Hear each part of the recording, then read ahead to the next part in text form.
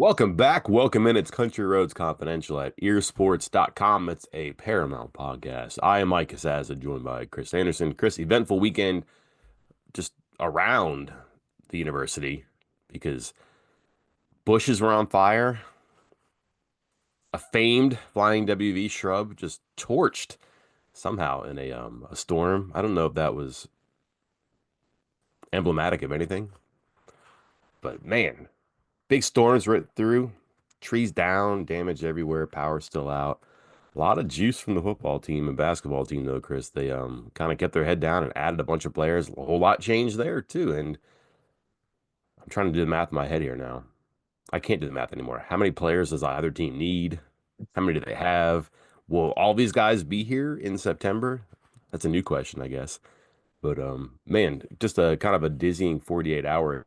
Also kind of anticipated too, because they both teams really had to kind of get some people on board, have some transactions, start to answer some questions. And here we have some progress in quantity for football and certainly quality for basketball. Yeah, absolutely. I think we went into the weekend. It's like, hey, it's Easter weekend. Maybe it's a time for some time off. Spend some time with your family, holidays. Nope. The coaches for both of these teams that we're talking about here don't have time for that, given the current situations of the roster and new coaching staff for basketball. And yeah, and then you get the luxury of being Paul Bunyan on Hmm. Sunday, walking around with the chainsaw. And I was busy getting lasers from my wife's eyes as I continued to leave Easter festivities for what ended up being 5 commitments over the weekend, 6 if you go back to Thursday. So yeah, pretty busy weekend for both sports. And where do you want to start? You want to start football or basketball? Do football because this is the one where I have more questions for you on, I think. But just Okay. to let's go over the headlines here. The position of need, I think you punctuated that on our early video last week. Offensive line. They grab a tackle. Michael Clay from North Alabama. Weren't sure what they were going to do with the defensive backfield, except we kind of figured just because of what the coach had said so many times, they were not done. In the secondary, you had a cornerback, Nick Taylor from Appalachia State. They pretty much shed themselves of every tight end they had in the roster except one. And to be honest with you, I was really surprised that Gregory Genros, I don't know, made it, stuck around, except he's moved a bunch, or perhaps he didn't want to. And there's certainly an agility there, but he sticks around. No one else does really. Grayson Barnes, Northern Illinois, tight end, welcome aboard. And then yesterday, two big ones, I think, relative to maybe impact, pedigree, some combination, but the ones that maybe are the highest profile. Get a defensive end from Missouri, Eddie Kelly Jr., a receiver from North Carolina, Christian Hamilton. And correct me if I'm wrong there, Chris, but as far as like your rankings, your buzz, those are probably the top two names. The other three, smaller schools, slower starts to their career. They're trying to find the finish line at West Virginia. I think it's fascinating to pick which one might make the biggest impact, and maybe you and I do that in a second. But because yeah, they hate the big names, like you said, and maybe this is just something on the fans because it's North Alabama, Northern Illinois, but you just say Missouri and UNC. But yeah, I mean, I there may have been somebody on this podcast who wrote the breaking news story of Eddie Kelly Jr. and put SEC edge rusher in the title. That got some clicks. ACC wide receiver that got some clicks. So that is part of it. If you put me on the spot, I wonder about guys because first off, somebody, a capital P person, when Grayson Barnes committed, was like, "This is the dude. This is the guy." Like they were very excited about adding him. I temper those thoughts just because are we on year 20 of this is the tight end that's going to be the guy that's going to make a big impact? And it hasn't really. So I temper that just a little bit. Michael Clay, man, like I know it's North Alabama. I know before that it was junior college. This is different. This is the Big 12. Still, like that's just such a big need. I wonder if maybe he is the guy that's going to play the most out of all of these guys that have committed over the last handful of days. And then you get to Kelly Jr. Don't know what he is. I put this on the board. I spoke with some people at Missouri. Spoke with some people from South Florida, where he's originally from. What is he? He started as an edge rusher, didn't really get to the he was a good defender, but he wasn't really creating pressure on the quarterback. So when he moved from Georgia Tech to Missouri, they attempted to add some weight to him and move him more inside. Now that didn't work out. He ended up as more of a rotational player there. Did just couldn't add the weight in the right way and move where they wanted him to. And so that's why he's back out on the market again. What's his role at West Virginia? Is he going to try to stay? Is he going to continue to try to add weight and go inside? Is he going to shed some weight and try to go back outside? What's the best option? If he wasn't productive as an edge rusher before, what's going to make us think that he's going to be productive as an edge rusher now? I don't know, but you need bodies on the defensive line, and the coaching staff has said that they don't, feel confident in having 6, 8 guys right now. And you speak to any defensive line, we've talked about it for years. They want at least 8. They'll tell you, oh, we'll rotate 10 if you can, even if you got a 3-man front. So adding him was key, and I think he's going to be part of the rotation in some form or another. I'm just not sure what. Kelly starts off at South Florida. Probably some connections there from West Virginia's coaching staff. Was heavier at Georgia Tech than he was at Missouri, slightly, but like I mean, different position. Yeah. And then I don't know, just there is something intriguing about a guy like that. The coaches will not give up on. You like to think the coaches know. They talk about it. And again, if somebody saw him early in his career and then got him again at the end, or wanted him earlier in his career and got him at the end, there's a promise in there. Like there's something they're trying to unlock. And where do they get it? I don't know, but like, could I don't. You're not saying Bandit, are you? No, no, I Okay, can't. I good. wouldn't imagine. So he's got to be an end, but maybe he could be one of those guys who flexes inside. Maybe, I mean, can they get enough people where he could be like an inside guy for a pass rush situation? There might be certain offenses he plays against where that's a good fit inside, but he just looks like an outside guy because he's big, like 6'6", 275, 278. That's size you really can't teach there. Good to the tight end, Chris. Just kind of an off the radar guy. Immediately becomes everybody's favorite player because of one catch on Twitter that we've seen a million times now. It's a nice play, but it didn't happen routinely. But I mean, the numbers don't blow you away, except those are probably pretty good numbers for like a Mac tight end. And that's not to denigrate him at all, but like for a guy who's at that level, he's productive, and some of his um, catch per target, those are good numbers. So like when they did use him, we can get into that stuff here in a little bit, but like when they did use him, he was productive. How much use is he going to get in this offense where tight ends just don't do very much? Is he going to be like some secret weapon? Sure, but how many times a season? Never mind how many times a game. Just it does look like a guy who can play college football. I don't know. We'll see. I mean, is he that much of a market upgrade over some people who West Virginia got rid of guys who hadn't played a lot of college football, like Jackson Marco, and got rid of isn't the right phrase. No longer has. Let's say that guys who hadn't played a lot of college football, him, Noah Bram, etc. But even transfers who came in, like one from Iowa, Johnny Pascuzzi, he's out, and this is a very different player.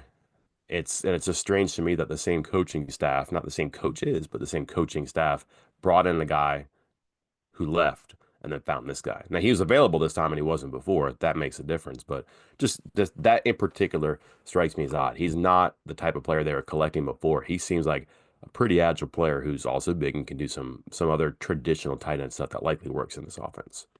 Yeah, I think that's one of the first things that caught my eye when I was doing some research on him was not this past year, but the year before his first year at Northern Illinois, over 18 yards per catch. Like that's not typical number for your tight end. Your tight end's catching underneath stuff, maybe the occasional seam route, things like that. But he was a deep threat during his, again, whatever that was, sophomore year, I guess that we're going to call it, at Northern Illinois. So are they, like you said, they got rid of basically two blocking tight ends. Surprisingly, as you noted earlier, kept or didn't lose a receiving tight end in Ross, and then went out and added another receiving tight end. I don't think there's a shift in offensive philosophy from Rich Rodriguez during the spring, but I'm with you. Like it makes me wonder, did they look at their roster, what they had throughout spring football, and they're like, you know what we need? We don't need another block first, block second tight end.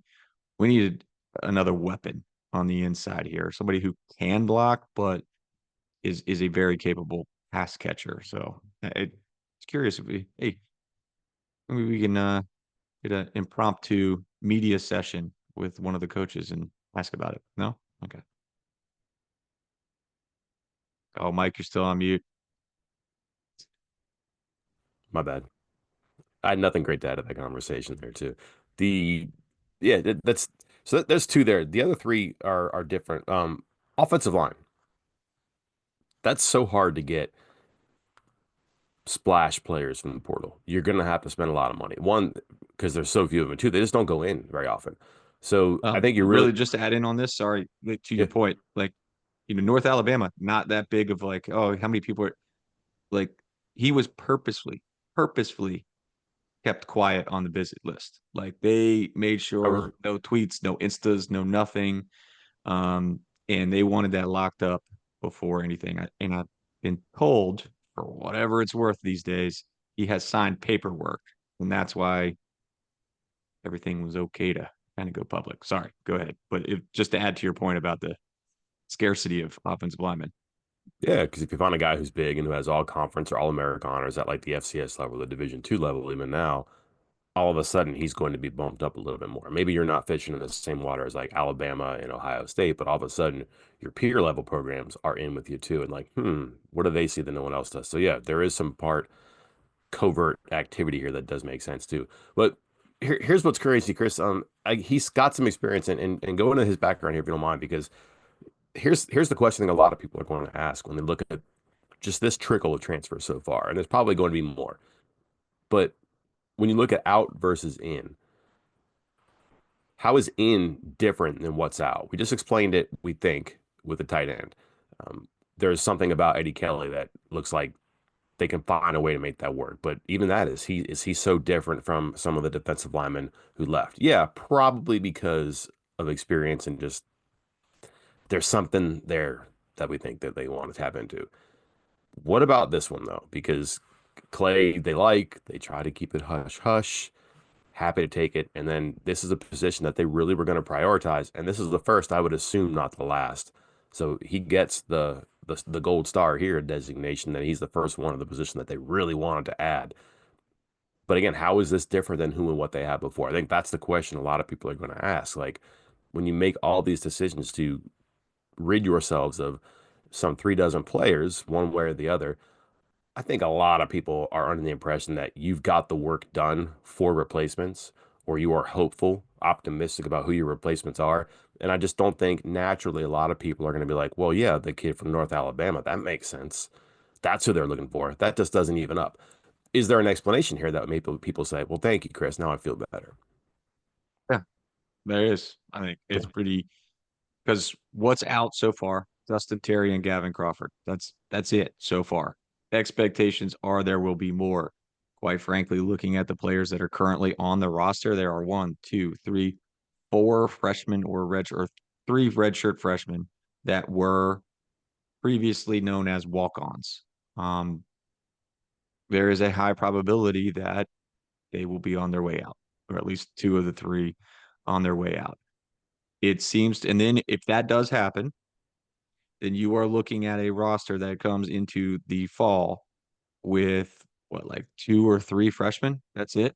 Three freshmen. It seems to me like with this offensive line and knowing what they had and trying to find starters, trying to find depth, that they are essentially looking at a lot of the younger guys and saying, hey, like we need contributions now here.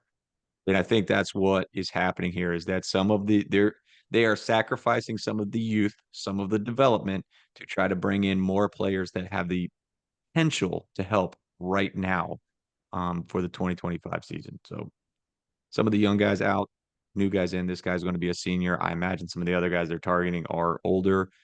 Um, yeah, I mean Robbie Martin's going to be the only redshirt freshman here, but that's a guy that you quote bringing home that was at a fellow Power Four school. So I think that's a little bit different. He's playing a new position there too. He's working at center, which they might need here before too long too. So even that one, you can kind of say, well, there's something different about what Robbie Martin was doing and is doing now. Christian Hamilton, receiver, North Carolina. This is the other position that they were just unapologetic about. They were going to make additions to. And here's the start. Again, I would be surprised this is the finish, but I would also think, Chris, in a more obvious manner than who you just mentioned with Clay, or how you just mentioned with Clay, someone that it was probably going to be competitive for with his visits, his suitors, just because he was a four-star player and he went to a Power Five program. Um, they probably got him done before maybe other people can close in, or maybe they won out his services, but just 7 catches last year, too. So again, similar question, same idea here. How is this better than who or what they had before? I think this one's much easier to answer because who and what do they really lose from receiver in the transfer portal? Um, this one just seems like it's a more easy answer. But again, you're thinking productivity. You're getting into the portal to find players who have caught passes in big games, who have won you games, who have been competitive throughout conference seasons. And Hamilton is, I believe, what, just a redshirt freshman last year, played great, 7 catches. Um, why is he in the portal? Everything's different at UNC right now. Same as West Virginia. So there could be many reasons why he's not there right now. But part of me is saying, well, if he's that good, you hang on to him, right? You want to keep your young pieces if you're building a program. I'm not sure anybody builds a program anymore, so there might not be a place for him. Just seems like this is a good prospect that's out there that, again, perhaps West Virginia has some rapport relationship with in the past, or saw him before and said, hey, we can get him now. We could be a position coach, a coordinator, a head coach, whatever. And now he's on your side and not somebody else's. And at some point, that matters more than anything else. Yeah, the four guys out, all likely third, fourth string receivers on the roster. So it didn't shock me on any of those four. Many of them that this staff and the previous staff that had been in the program for a couple of years. It wasn't like guys like at some other positions that had just arrived and then Mm. were out. So they've gotten their looks, and I think the writing was on the wall. They decided to leave. West Virginia decided to cut them. Whatever the answer is, I personally don't care. Um, but bringing in Christian Hamilton, this is a guy who, again, had a couple catches against West Virginia in the Duke's Mayo Bowl 2 seasons ago during his Okay. redshirt year. Um, Played last year sparingly, caught 7 passes. I talked to my guys down in Chapel Hill. We'll have a story up on it later this week. Just like, hey, there were some expectations for him to make an impact early. He's a former 4-star recruit. And once you get that 4-star, expectations go up. And 7 catches was not what they were thinking, but it did come with the caveat of, hey, there were also 2 senior wide receiver starters last year. So, it's tough to break in front of senior returning receivers in that situation. But this is one of those, hey, we're going to trim kind of third and fourth string kids and bring in this high potential guy who might be as good as some of our second stringers and see what happens. And this is another spot, Mike. Like, I'm not going to get into the whole is high school recruiting done, freshman recruiting done, but with these subtractions, the decommitments, the gently releasing from letters of intent, we'll call it, for other players as well. West Virginia, at most, will have one freshman wide receiver in the roster next year. One. And that's Tyshawn Dews. Currently committed and signed. We'll see. I mean, we've seen other players that have committed. I'm not reporting anything. I'm not breaking anything here. Like, we've just seen other players who have committed and signed and then just are out and gone. I don't think that's going to happen with him, but he's kind of in the dark with some of this stuff. So at most, he is the only freshman wide receiver that will be on the roster in the fall. In this coming on the heels of our discussion just a second ago about the offensive line, and you look at some of the other positions, like, is this a mentality shift, a philosophy shift in how you want to build your roster? And I think we talked about it on last week's pod. Like, are the classes for recruiting, high school recruiting, it used to be 25 to 30, then it was 20 to 25. And is it now 15? Like, is your goal to just get 15 high school kids and just let the rest be transfers because you only have 105 now? I don't know. Let's pin that because I have a question for you. I want to get back to because I think it's pretty interesting. And by the way, I'm confused on him because UNC's website is confusing. It lists him as a redshirt freshman in 2023 and a true freshman in 2024. So Sweet. I'm confused here. I don't know why that happened. Like it should be the way around, but like I'm looking at it right now. It's 2024 true freshman season, Yeah. 7 catches. So, um, and then let's go to the cornerback position and just like, man, Rod West just has the keys to the kingdom, I guess. This is what third player that he's in some way or another brought with him. Is that right? One, two, Yeah. three, right? Hmm. So hey, I Four, guess four, four, four was the two what high was a school recruit, right? commits, Taylor Yeah, and then Chambers, who came in the winter, just showed just up showed on up. campus and started working with the team. No announcement, no nothing. So yeah, He pulled the Costanza and just showed up. Did have the Penske file though, so that helped. The the um the trust, I guess. I don't know. I this is curious because was Appalachia State that good? Are these recruits that unquestioned? Do you just let West do his thing because he's going to be in charge of that room? I just think, I mean, and we just might be Chris jaded because of what we saw from coaching and the collection of players in the defensive backfield the past couple of years, cornerback in particular. The less we say, the better there. Although, hell, I don't care anymore, right? Um, that just strikes me as they're getting guys in, and I just wonder at this point. I mean, does somebody go out when somebody comes in? Is this a definite guy that we're going to bring in, or just because they created space, they have so much space? Like, why now for him? Maybe Taylor wanted to make it stick at Appalachia State and just didn't like the new regime there. Who knows? We can find out in the future. But this is a guy who played a little bit of football, man, and knows the coach, and doesn't seem like he's just some jersey filler right now. I know he's a number on a board, but there might be something here. Not immediately, but a younger guy who's got a couple of years. And to your point, like if you're not having to go out and like get freshmen and wait on them, like the waiting has kind of already happened a little bit. I don't know if this makes sense, but you're probably hesitant in some positions to have a lot of true freshmen for all the reasons you just listed, Chris. He's already had that experience under a coach he's playing for right now. For a transfer, you can kind of tilt your head and squint a little bit and see that this makes more sense. Like he's going to be a little bit more accelerated in his transition phase because he's not brand new anymore. And he's playing for someone who has seen some of his growing pains, some of those trip and fall moments that a true freshman may encounter.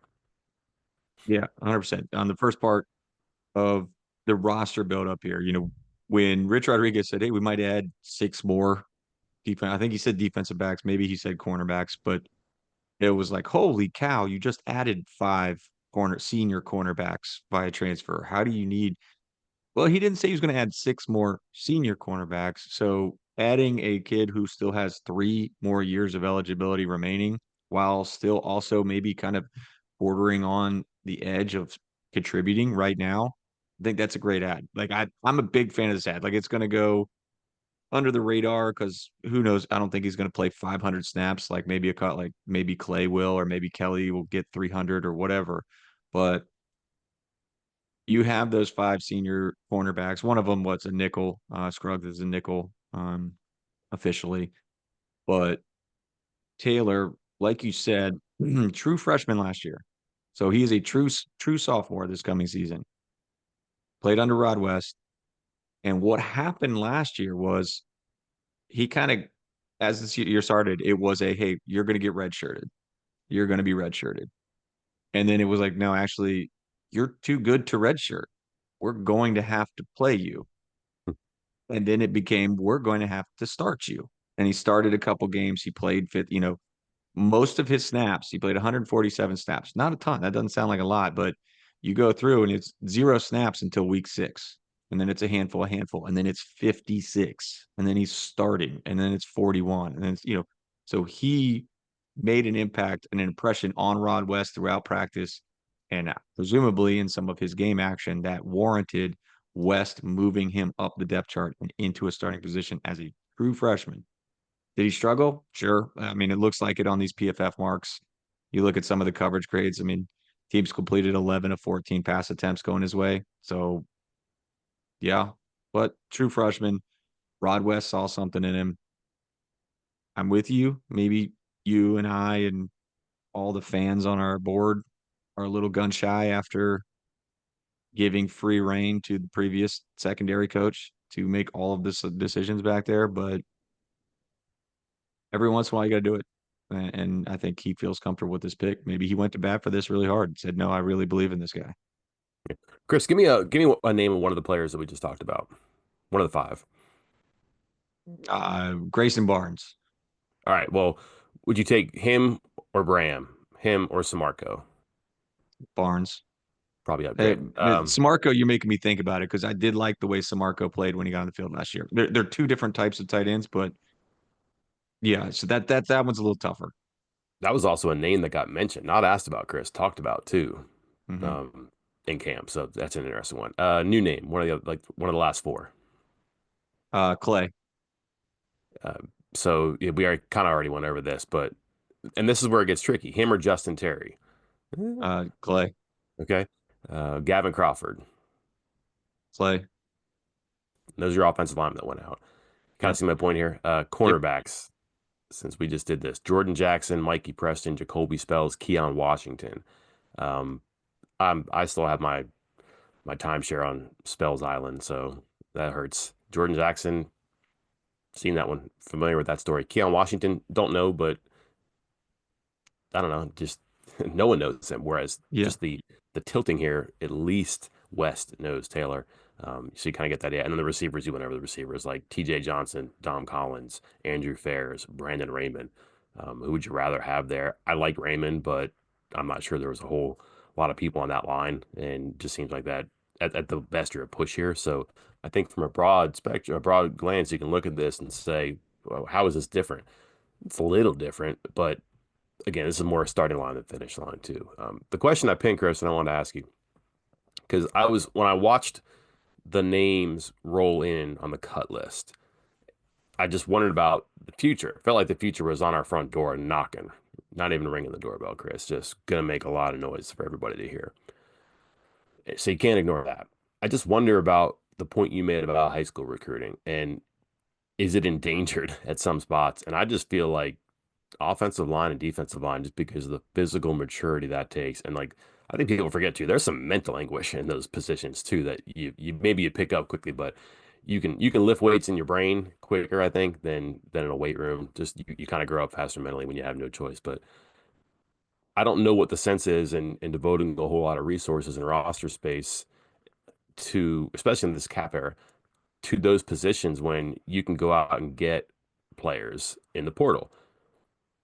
And what is a guy who's, let's just say Kelly, for example, doesn't have the best stats and productivity in his career, but you could put him on the field and he's going to do more for you than a true freshman or redshirt freshman defensive end 9 times out of 10. You may get a stud. In that case, it's fine. But are you even going to try to recruit that guy because he's probably going to go to some power program? Offensive line, I think you make the same argument. But do you think receiver, are there other positions where this theory would apply where the high school recruiting is endangered sounds so strong, but that's the word I used. I want to continue to use it. Is it endangered just because the way these rosters are being molded right now, and you don't have room for an Elijah Kinsler or Brad Byerson, Amir Leonard, John Charles? Like those are young players who were decent enough recruits and made sense at a Power Four, Power Five program because you'd be able to develop them. And in year three or so, now you got maybe a potential starter or a rotation guy. Now you're not even waiting on that to happen. Maybe you collect that guy out of the portal years from now, but you're not getting him out of high school. I mean, offensive line, defensive line seem the most obvious spots for that. I wonder I wonder what's going to happen with quarterback here because even before this limitation from 120 down to 105, well, what was the stat? Half of the starting quarterbacks are transfers or something like that that were in the Power Four level. That was already happening before that, and it being the most important position on the field, that's not one where you want your player to go through growing pains on the field in games that cost coaches their jobs. So they are very much more likely to lean on transfers, lean on veterans. And I wonder if the days of waiting on a veteran to grow through your own program are over. And some of that's also on the players. Like, I mean, we've already seen that's one of the positions where players transfer the most because there's only one spot. This ain't offensive line where there's five kids on the field and or defensive line where there's three or four on the field, but they rotate eight, so eight guys are getting playing time. Quarterback's quarterback, and that's it. There's one. You're not playing unless the guy in front of you gets hurt or plays so horribly bad that they must make a change. So I could see, I mean, West Virginia's already got one. They're recruiting two. I've been told, I don't know how do I capitalize he on a podcast, Mike? Did I just hold? Um, Yes. that the goal every class is to get two. Now, that's kind of always been the case. It's just usually like one scholarship player and then you add one or two walk-ons. with walk-ons being quote unquote done, your goal is just get two quarterbacks every single class. And yes, one of them's going to hopefully be a stud, and one of them is likely going to be a more lightly recruited player. It's going to be very difficult to bring in two stud quarterbacks in one class. Well, if that's already the case, that's always been the case. And then transfers are now involved and the scholarship limitations are involved. I don't even know how you recruit that position without knowing there's a 90% chance. Like, I mean, the chances of your high school quarterback recruit sticking around more than 2 years, I don't even know what, I mean, we got to get the numbers on that because I feel like it's just Yeah. going to get less and less and less. And it's already trending in the wrong direction. I mean, I think you could play early at the skill positions on offense, but you've really got to be a distinguished talent and producer in the high school levels to do that. And the school like West Virginia might be on the fringe for some of that stuff. Like really might be on the cusp.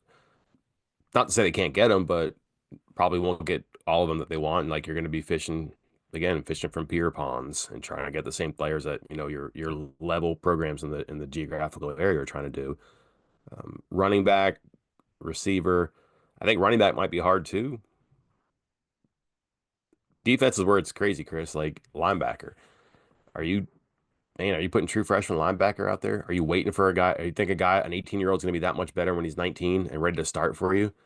And I think you can make a similar argument about cornerback too, because now if we're talking about this like we are a receiver, you're looking at grown men or more grown men playing receiver now and the best of the best and like veterans to know what to do. And do you want an 18, 19-year-old corner out there starting playing major snaps, being your nickel guy, or are you trying to replace him? Just this might be obvious to people like you, Chris, who spend more time in this and more my head is in the sand and yours is in the clouds and this stuff, and you know what you're talking about, and I probably don't. But it's just striking to me that this is really just across the board making a totally different picture for high school recruiting, for coaches, for players, both levels here right now too. Where do you go and why? And if you're in the entry level, what position do you want to play? Yeah. And are you growing up Well, playing, I want to be a Power Five player, and you're a defensive lineman, but the Power Five says we don't do that anymore. Not mhm. collectively, but like a lot of the Power Five is saying, you're great, you're 6'5", 280, but not right now. We don't need you right now. Come around in 2 years. And like the system is set up where somebody could come around in 2 years. It's almost like, I don't know, it almost feels like the group of five or even some of the power five could be like your junior college. Yeah. And then after a year or two, you get your quote unquote associate's degree in another program and you're off to another 4 year school too. It's a really weird thing for me to wrap my head around, but it seems like it's Do you, happening right in front of us. do you think West Virginia can turn like Shepherd College or like West Liberty into like, you know, like the old Ole Miss, where Ole Miss signed 37 players and sent 20 of them to junior colleges in Mississippi and then brought them back up 2 years later? You think West Virginia can do that with the D2 programs around the state? That'd be interesting. I got one more thing for you before we switch, finish with Okay. basketball, Mhm. because it's been eye-opening for me. Like a month ago, I did a list where, it was after Rich Rodriguez said, "Hey, we're open for the portal for everything but quarterback." So I ranked the biggest needs, from the least need to the most need. And I think out of the nine other spots on the list, I had linebacker seven, something like that. Now, since then, and you know me, I lump linebacker and bandit together. So it's a little different, but one, two, three, four, five linebackers slash bandits. I would say three bandits, Fisher, Onwuka, and Johnson, and then two linebackers, Fleming and Williams, gone.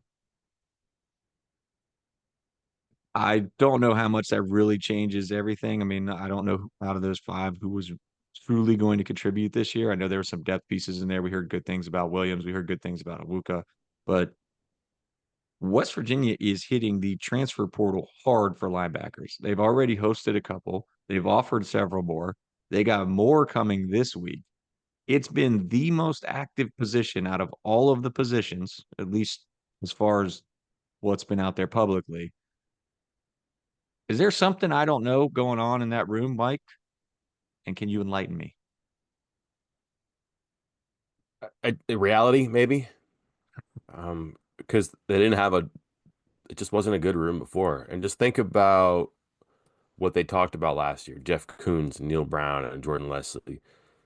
that they finally got that room to look like what it looked like. And it was going to take another, I think they said like another 2 cycles to make sure that everything was fortified and it wasn't going to collapse. Like it took them a long time to get there because it was in bad shape. And I just think that makes me believe more about it being a hard position to recruit, retain, develop. You're talking, Chris, about one quarterback, correct? How many linebackers are playing on the field at once? And you're kind of like secret sauce in a position to get a third on the field, whatever they call it, bandit, spur, Yeah, something I like mean, heck, that. what was it a few years ago? You and I were like, are they running a 5-1-5 right now? Because they just don't have the linebackers to do it. Yeah. Like, yeah, I mean, playing X3 level linebacker in power level football, and he was fine at it, but like that's tough to do, right? So it's that's just a hard spot, and that was my pick for what they had to hit the portal on. And thanks for listening, guys. They have. Maybe I was just paying attention on this one because I'm looking at it, and here's a guy from Colorado State, here's a young player from UNC, and there's some production and there's some potential, but it's all new. Here's Reed Carrico. It would be an entirely new role for him to be the lead player, and then other players who you think maybe can push or complete the picture, they're gone. So what do you do? Now you got to bring people in, and you're gonna have to clear that bar that we've been talking about. Like, how is what's new different than what was before? Now you're really gonna have answers to those questions because these are guys who are gonna play. Like guys they bring in are gonna play. Am I wrong, Chris? Like they need that. Unless you're gonna put a lot of, Wilson and Ashton Woods and guys like that out there. I don't know about that. I didn't see or hear much about them in the spring, and who knows? They're still on the roster, so that's good. But I would say that you've got the head coach of defense coaches the position, probably has his eyes on some players and probably has for a while. And the visit list and the length of the visit list, that's promising. They're going to make some additions, but this is the one where you kind of feel like this might be their splash position. Do you think? Like the one guy makes you go, Hopefully. oh, okay, yeah, because look who's the coach there. And then where do they really need? Like they don't have enough room, Chris, to add multiple players in multiple positions across the board.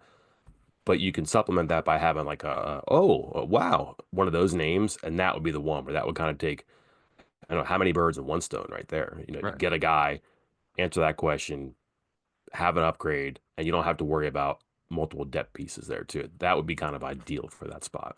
Yeah. If to your point, if you get you get the stud linebacker, then all of a sudden that guy that maybe was going to be your lead linebacker, he becomes your second guy. Your second guy becomes your third guy, kind of thing, and it improves the depth all the way down the line in that room. So yeah, if you're going to go all out, that might be the spot. I'm with you on that one. All right, Chris, a lot of people probably think we recorded this on Easter night because we have not talked about Trey Eaglestaff. Can we call him Trey? Oh, somebody was calling him Trey Birdstick.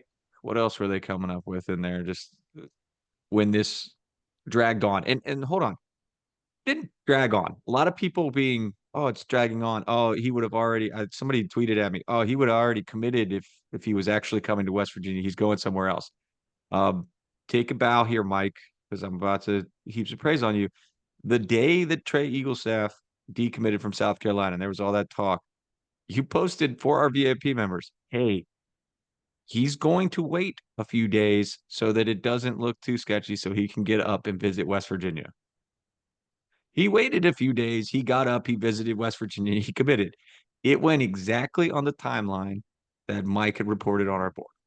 So everything was fine. Everything worked out. As far as I know, nothing got in and screwed anything up. Nothing delayed anything. But as Mike said, the day that Eagle staff decommitted from South Carolina, he was going to take a few days before he actually went public with West Virginia. But it did seem like he was well on his way to being a Mountaineer. And Yeah, man, he checkers, is. Chris, checkers.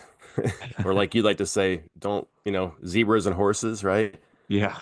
Um, when a guy is when a guy signs an NIL deal at a power program and then backs out of it weeks later, hmm, two things. One, he's got a better offer somewhere. And two, he's not going to make multiple visits because he's already got a better offer somewhere. So wherever he popped up first was going to be where he went. Like, there's no way in my mind, and maybe I'm wrong, but there's no way a kid signs to South Carolina, says, I've actually changed my mind. I don't like the weather. I've heard it's famously hot down here, whatever. And he says, I'm going to go back into the portal and you start over again. Because one, you're not going to have a lot of the people who offered you before aren't going to be there, or they're not going to be as open to it. So either willing or able to help you out. That's not the same, unless Chris, someone again has knocked on your door and made a noise, so you can't ignore it. And just where he went was going to be the big thing. And if he decommits and then he commits right away without visiting a school, that's a look. And what the heck does that even matter anymore? I don't Yeah. know, but at least there's still some honor among thieves, if you will. I like that. So kudos to the Say, new honestly, regime. if it were me and I were West Virginia, I'd be like, I want it to happen right away. I want everybody to know that I just came over and dropped a bigger bag and it's over. And that's how we play. Like, this is how I do business. Maybe like there was no room at the waterfront Marriott and they had to wait for someone to move out so they can give him the plush suite and really seal the deal. That's probably what happened, Chris. There's not enough hotel rooms in town. So Yeah. wait till the penthouse suite is cleared out and like give Mr. Eaglestaff and his friends and family that space for the weekend and then announce it there too. So, but listen, a big addition. That's two pricey additions they made. Shared the number with Honor Huff. The one for Eaglestaff is, I'm told, bigger. Um, they're using that 5 million ish in NIL money. I'm not sure where they're at like collectively with their additions, but again, they're not divided by 15. They're going to divide it by like 8, 9 players, and they're getting pretty close to that right now. But this is let's get into this, Chris. This is probably, I think it's a bigger addition than Huff, but now that makes the Huff edition look even bigger too. So again, this is kind of like layers. You have a center. Well, so what? You have OBO Huff. Fine. Well, now you got some parts around him and a guy can get in the ball. Now you got Honor Huff. Well, Huff's kind of small. Is he a point guard? Well, now you got Eaglestaff, who's 7 inches taller, 8 inches taller, and also plays some point guard. Now you got two shooters, so you can't double or cheat. You're not gonna be able to like load one side of the floor against West Virginia. Just makes a lot of sense right now. It completes things a little bit, and oh my gosh, Chris, this defensive head coach has some offensive pieces too. Yeah. I mean, I love what they've done in the backcourt. I think there's still work to do in the front court. We'll get to that in a moment, but Eagle staff for me. And they're not done. Like we've already talked about Marcus Millender, who is on campus right now, I think as we're recording this or on his way today. Could be another one. Because again, don't think of these guys as point guard, shooting guard. You're filling two spots. Think of this as filling three spots or at least two and a half spots. Think of this as like a three-guard lineup for some of these guys on the wings. Because as you said, Eagle staff's 6'6". Chance Moore, 6'6". So you're off to a great start of kind of loading those 1, 2, 3 spots together. And I think, and by the way, I know everybody on our board likes to joke about 86 grades for the recruits and commits for That West was Virginia. Uh, Honor Huff, 90. Chance Moore, 91. Grayson Eaglestaff, 94. That's 3 4-star transfer recruits in the backcourt for West Virginia in this class. Um, Love it. Again, to your point, I love the combination of, hey, we got some long guys, we got some more distributors, we got some shorter guys, we got some more point guards, we got some more shooters, we got some defense. I love all the moves that they made there. Money. Here's why I like what they did. I don't I You worry sometimes about getting to that limit of, hey, this is the money that, we think we're going to spend. Spend it early and big on guys because you know what you can do now if you are a coach at West Virginia or if you are, whoever is involved with donor relations here at West Virginia. You say, look, guys, we got Eagle staff, we got Moore, we got Huff, we got Floyd, we got the pieces in the backcourt, we got some good pieces so far at the forwards. We're almost at 5 million, but look what we already have. If you give us just a little bit more, now we can get the big man and it's complete. It's easier to come back and ask for money when you've already done something with the first part of the money. Now, again, of course, some of these donors may be a little gun shy given, hey, it sounded great before a 9-win season, but I think this is different. I think you can come back and say, hey, look, we got the piece here, here, here, here, and here. Just need a teensy bit more to add that big man that we really need right now. I'm going to write about this with some help from a friend of the program here, but I don't want to get too much into it. There is something about not spending so early, and it might have helped West Virginia here. if they're in like a battle for Eagle staff with hypothetically Kentucky, and Kentucky's already in the time between Eagle staff picking South Carolina and being available again, if they've devoted more of their NIL resources to the roster and maybe even recruited a position he plays, and all of a sudden, and this could be true for Alabama too, all of a sudden he's not a top two, top three option. He's a five. He's not the highest paid, or there isn't that much money left for him. Well, here's West Virginia, which hasn't spent like crazy, and come in and get a good player who is going to go to a good place, but he's available now because there's a better offer out there too. Um, I'd be ticked about South Carolina. I'd just be really mad. I don't know what happened there. Perhaps they didn't follow through. Perhaps there was tampering. Perhaps the kid just honestly changed his mind. I don't know, but like that's a tough thing about this too, is you think you got it done and you can't. And people are like, "Oh, sign the paperwork." What does it matter? Just transfer. Just transfer. Like you can just do that now. So it's a really goofy system now too. Chris, is there a starting five right now? You put me on the spot with what they have right now. I don't think it's a starting five. I I like, like Harlan Obioha. I just wonder about him being your starting guy. But yeah, even if if he starts, his ceiling is still his ceiling. I don't mean that in a negative way. Like he might be your starter, but like you still might have another guy who comes in and plays as many minutes, maybe more minutes. We've seen that situation before where a guy starts and doesn't play a ton. Um, that's the one. I think that's the question, right? Is that their starting five, their yeah, actual number five starter, not the five starters, but like they right. might have a starting lineup right now, but it also might not be true that Obioha is your starter at the five too. Yeah, I think you're feeling good about Huff, Moore, Eagle staff as your 1, 2, 3. Floyd, providing, Floyd at this point probably playing starters minutes with those three, and that's why they're still looking at another guard so they can spread that around to three different spots.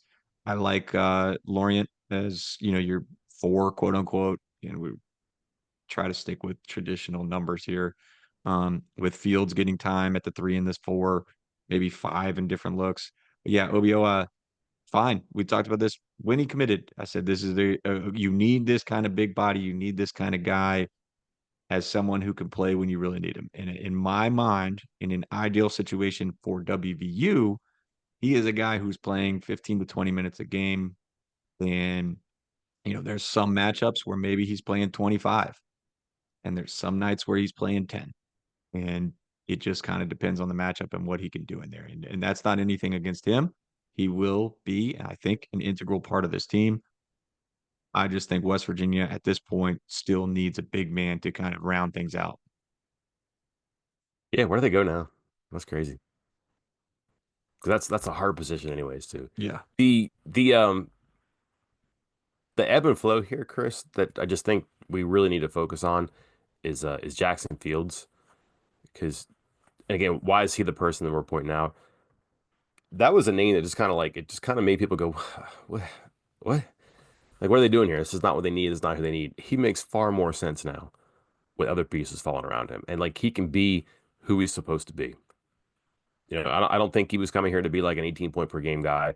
I don't think he was looking for a seven figure payday like West Virginia has and has given out those roles. That's fine.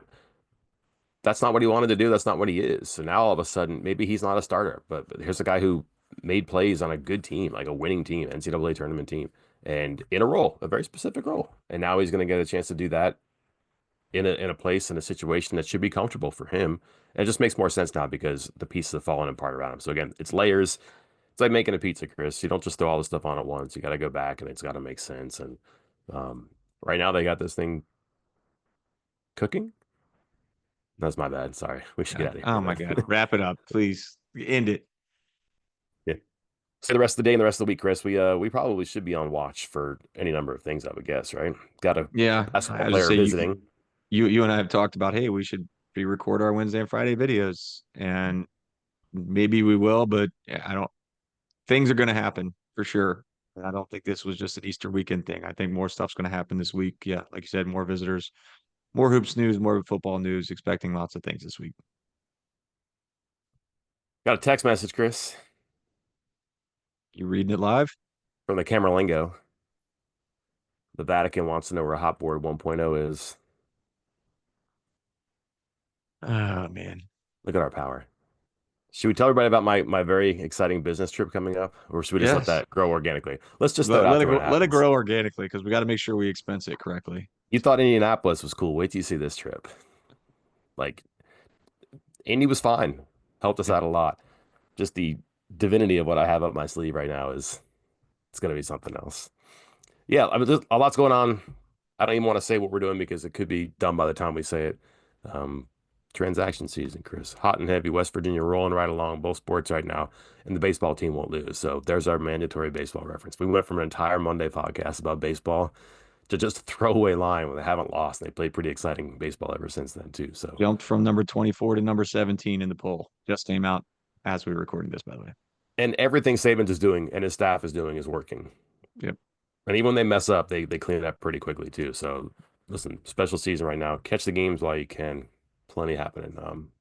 Road game this week, and then see if they keep it going. No one's been better on the road. So I think that's everything, Chris. Yep. Until next time, I am Mike Casaza.